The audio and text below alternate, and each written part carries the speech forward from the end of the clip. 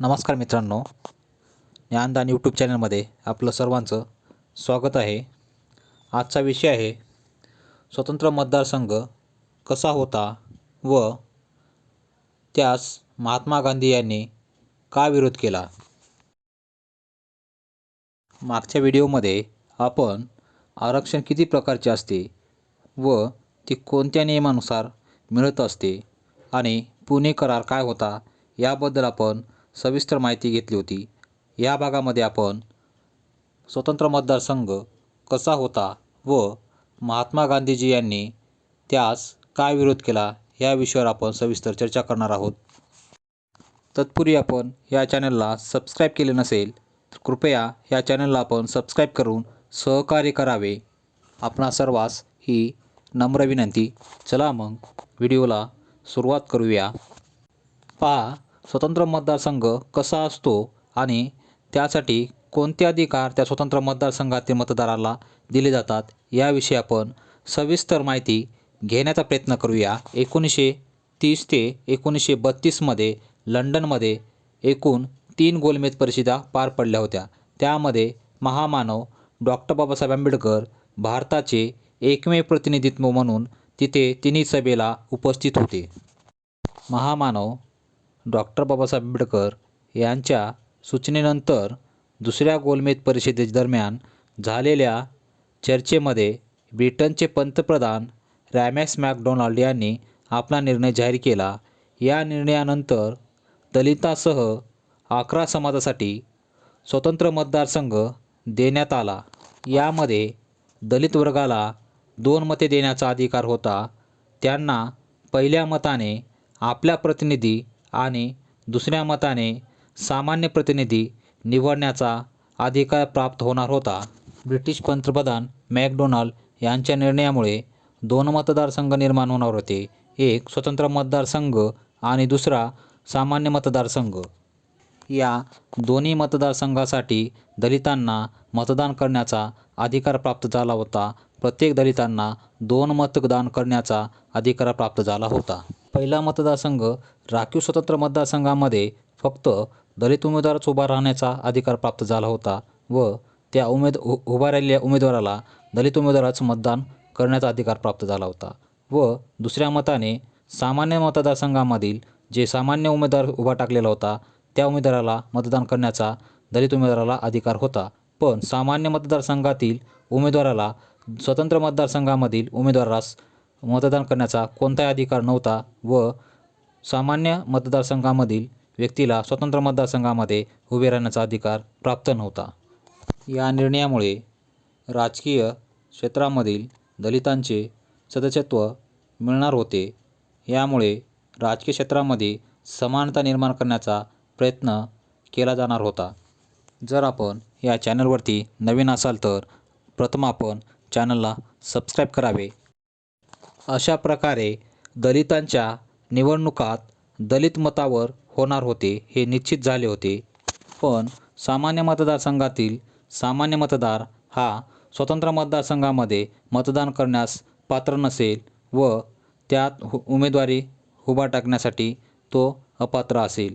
फक्त सामान्य मतदारसंघामध्ये सामान्यच उमेदवार उभा राहू शकत होता आणि स्वतंत्र मतदारसंघामध्ये दलित उमेदवार उभा राहू शकत होता.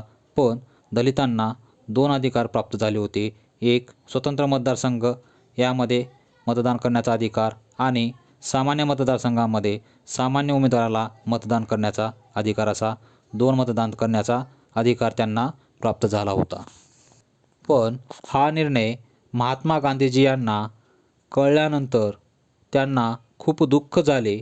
त्यावेळी ते पुण्याच्या येरवडा कारागृहात होते. महात्मा गांधी यांनी हा निर्णय बदलण्यासाठी ब्रिटिश पंतप्रधान यांना पत्र लिहिले, परंतु प्रतिसाद न मिळाल्याने त्यांनी 20 सप्टेंबर 1932 रोजी तुरुंगात आमरण उपोषण सुरू केले. यानंतर ज्या घडामोडी झाल्या त्या आपण पहिल्या व्हिडिओमध्ये पाहिला आहात. यानंतर आपण स्वतंत्र मतदारसंघ कसा असतो याबाबत माहिती घेत आहोत.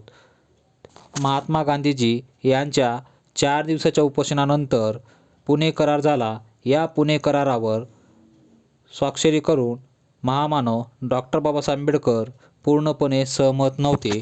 महामानव डॉक्टर बाबासाहेब आंबेडकर असे म्हणायचे की दलित समाजाचे राजकीय हक्क हिरावून घेण्यासाठी आणि त्यांच्या मागण्यापासून मागे हटवण्यासाठी रचलेले महात्मा गांधीजींचे नाटक आहे असे त्यांनी म्हटले होते. तसेच पुढील काळामध्ये 1942मध्ये महामानव डॉक्टर बाबासाहेब आंबेडकरांनी हा करार मान्य करण्यास स्पष्ट नकार दिला होता.